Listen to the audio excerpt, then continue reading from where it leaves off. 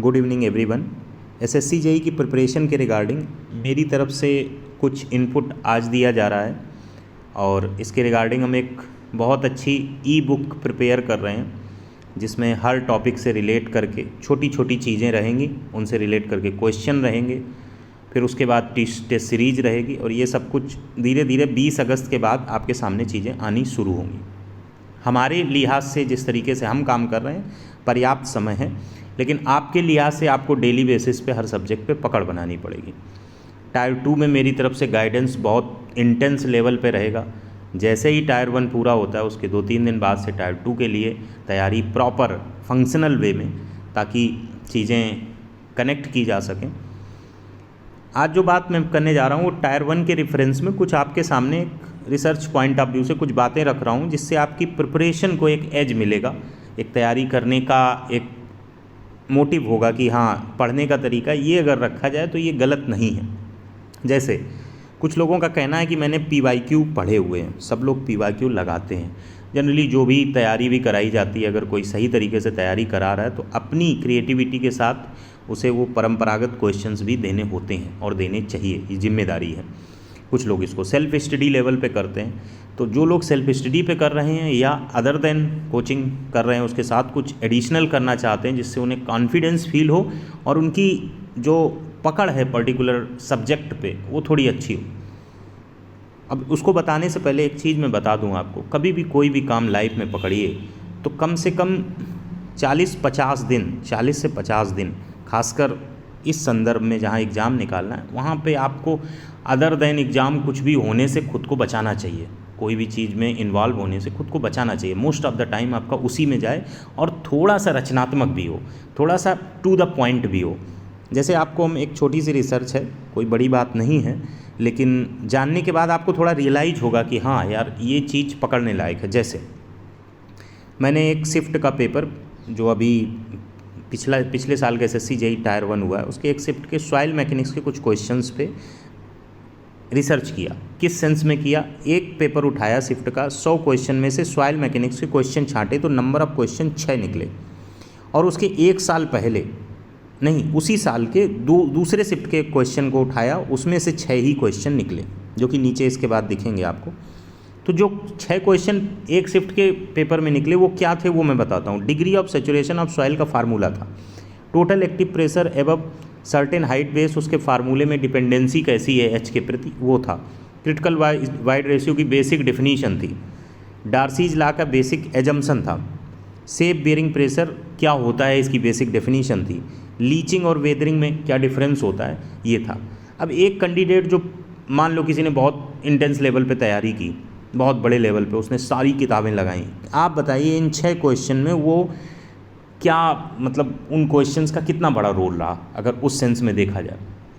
और यहाँ पे अगर किसी ने बहुत बेसिक चीज़ें पढ़ रखी हों, अब ये पढ़ने के लिए भी तो उसे पूरी किताब पलटनी पड़ेगी, एक तो एक लॉजिकल बात है। अब मैं दूसरा तरीका आपको बताता हूँ। दूसरा तरीका क्या है उसको भी समझ लीजिए। दूसरा तरीका ये है कि ज़रा हम थोड़ा सा ठहरते हैं, ये देखते हैं कि दूसरी शिफ्ट में क्या आया है और फिर आप इस चीज़ को पकड़िएगा। जब हम दूसरी शिफ्ट की बात करते हैं तो इसमें ये पूछा गया, ध्यान से देखिए, दूसरी शिफ्ट में पूछा गया डायरेक्ट शियर टेस्ट में टाइप ऑफ फेलियर प्लेन के बारे में पूछा गया।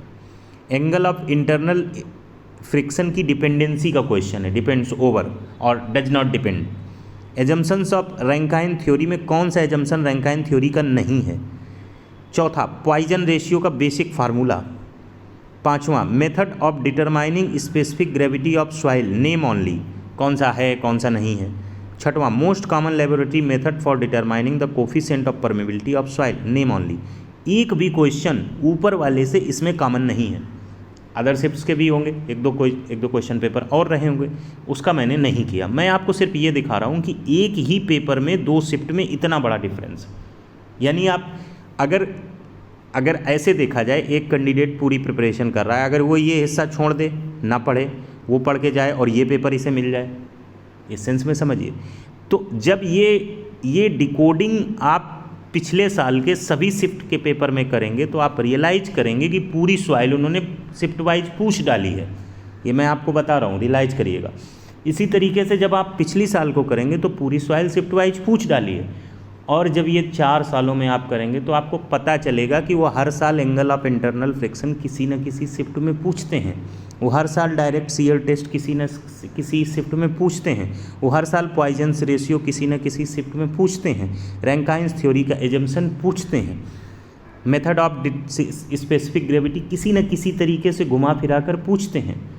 तब आप अगर कागज़ पेन लेंगे तो आपको पता चलेगा कि आपको लगभग 30 से 35 टॉपिक्स पे थोड़ा थोड़ा जानकारी बेसिक लेवल पे अगर है, 10 से 15 फार्मूले अगर आपको पता हैं, तो सॉइल मैकेनिक्स के 6 क्वेश्चंस में से 5 क्वेश्चन सही होने से आपका कोई नहीं रोक सकता।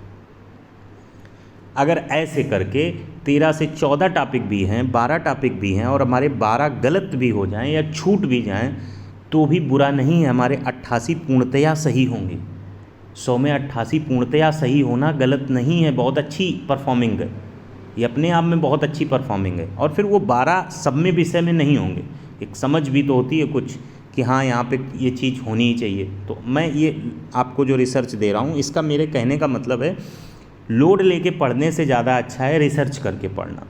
तो आप हर ईयर के क्वेश्चन पेपर के थ्रू होकर जाइए, जिस भी मीडियम से आपको ऑनलाइन मिल जाए, उस क्वेश्चन पेपर में पर्टिकुलर टॉपिक के क्या पूछा गया है उस चीज़ को नोट डाउन करिए। अगर जैसे डायरेक्ट सीयर टेस्ट है, इससे रिलेट करके अगर आप 4 पॉइंट्स लिखते हैं और वो आप जब रिवीजन के पॉइंट ऑफ व्यू से जाते हैं, तब आपकी प्रिपरेशन का स्तर अलग होता है।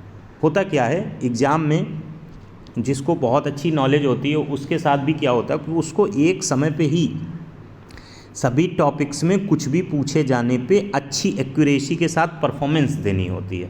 ये चैलेंज बिल्कुल अलग है कि हमें किसी विषय विशेष पे कितनी पकड़ है, ये दोनों डिफरेंट चीज़ें हैं। इसीलिए जो लोग प्रिपरेशन में आगे रहते हैं, उनका मेन मोटो, मेन तरीका जो रहता है, मेन उद्देश्य समझ लीजिए, वो रहता है कि डेली बेसिस पे वो 4 से 5 टॉपिक कवर करते हैं।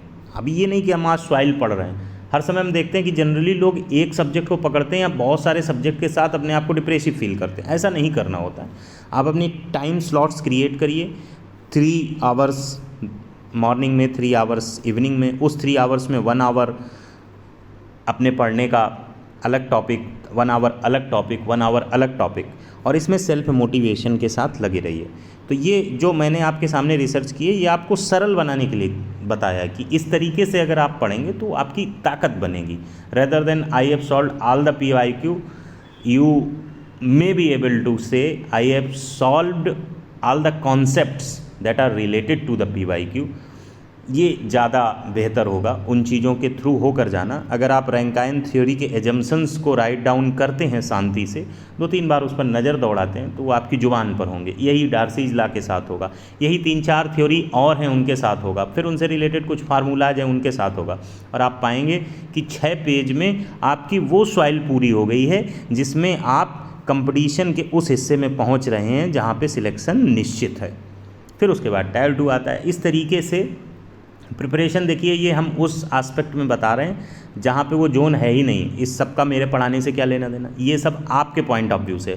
पढ़ाने को तो हम एक टॉपिक उठाते और आधे घंटे का आपके सामने बता देते, अगर हमें पढ़ाने के पॉइंट ऑफ व्यू में बताना होता है। ये आपके पॉइंट ऑफ व्यू में, गोइंग इनटू योर शू, ये एम्पैथी की बात है, सिंपैथी की नहीं है। इस बात को समझिए।